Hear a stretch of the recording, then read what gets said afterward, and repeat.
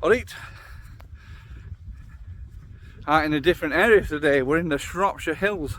I've had to go down to Wales for work, and I thought on my way back, as I were passing, why not call in? So I've drove through Brecon Beacons National Park, which I've got to say were fantastic. I'd have loved to have had a bit of time to get in there and do a bit of stuff, but sadly I didn't.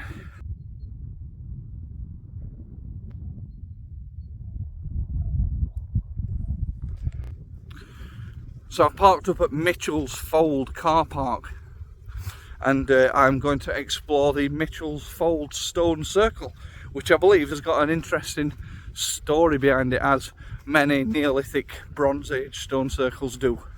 So this is the way I think. Come with and let's have a look.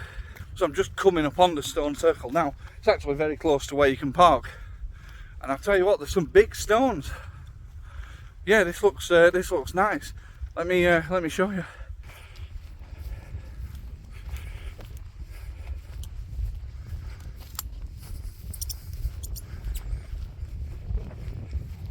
We've got a nice little information board here. Let's have a look at this first.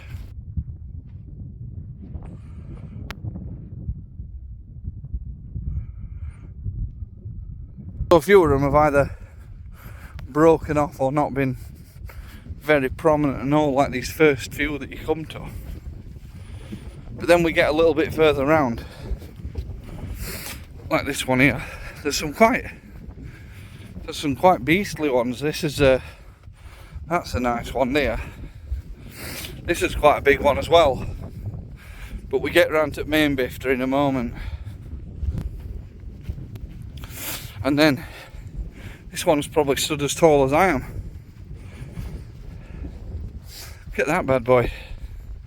And apparently this one did used to stand as tall as that, and this was the entrance to the stone circle, which originally comprised of around 30 standing stones.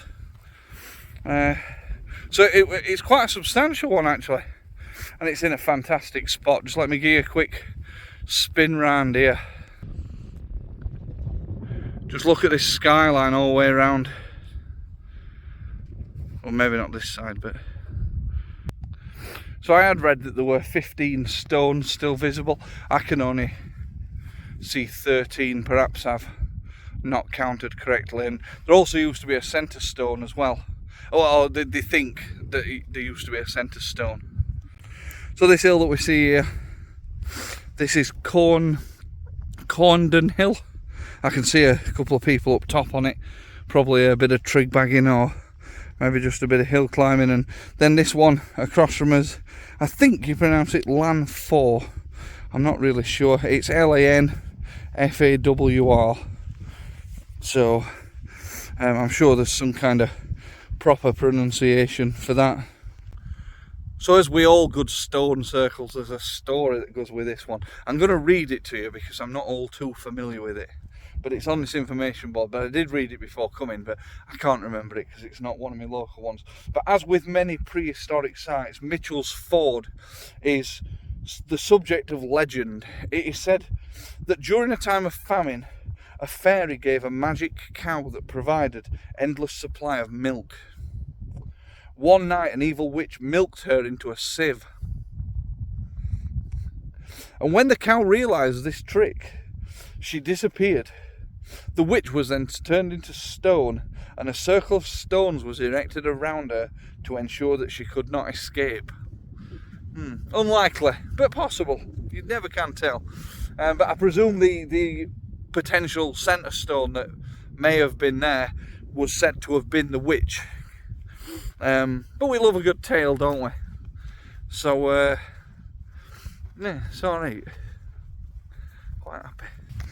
Just a short way away from the Mitchall's Fold stone circle, there's a very prominent stone stood on top of this little mound here that we're going to have a look at.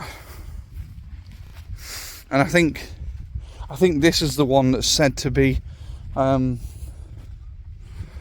this were meant to be a standing kind of pillar back in its day, and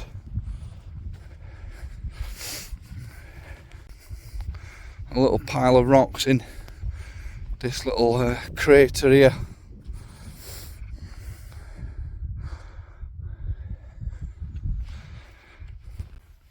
And the thing is, I'd love to tell you more about them, but I ain't got a clue. It's just nice to have a little mulch around and a bit of an explore. So a nice little stone circle for today. I'm going to get drawn up, get a little bit of footage. It's quite a nice day.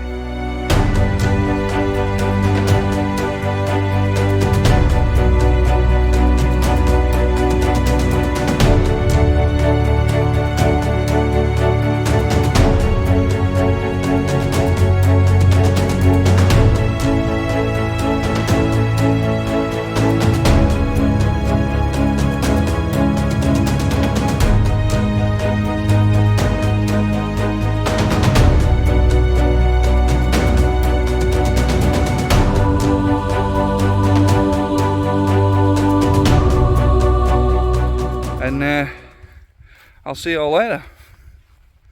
Cheers.